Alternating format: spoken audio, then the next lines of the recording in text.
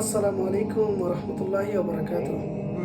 প্রিয় ভাই, আপনি কি জানেন আল্লাহ ও তার রাসূলকে ভালোবাসার প্রতিদান কি?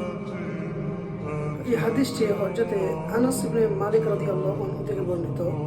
তিনি বলেন যে আনাস ইবনে মালিক রাদিয়াল্লাহু আনহু قال جاء عربي قال رسول الله صلى الله عليه وسلم।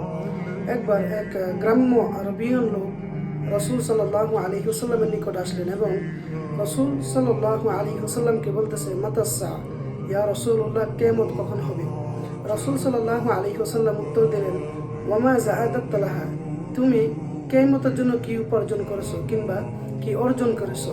ওই ব্যক্তি রাসূল সাল্লাল্লাহু আলাইহি ওয়াসাল্লামের এই কথা শুনে তিনি বলতেছেন যে ওয়াহিবুল্লাহ ওয়া রাসূলিহি, আমি আমার জীবনের চাইতেও আল্লাহ ও তার রাসূলকে বেশি ভালোবাসি।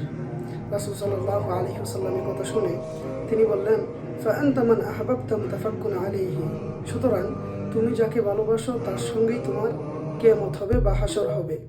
প্রিয় ভাই, আসুন আমরা দুনিয়ার চাইতে আল্লাহ ও তার রাসূলকে সবচেয়ে বেশি ভালোবাসি। কারণ রাসূল সাল্লাল্লাহু আলাইহি ওয়াসাল্লাম বলেছেন যে তুমি যাকে সবচেয়ে বেশি ভালোবাসবে তার সঙ্গে তোমার হাসর হবে। আল্লাহ তাআলা আমাদেরকে তৌফিক দান করুক, আমরা যেন আল্লাহ ও তার রাসূলকে দুনিয়ার চাইতে বেশি ভালোবাসতে পারি।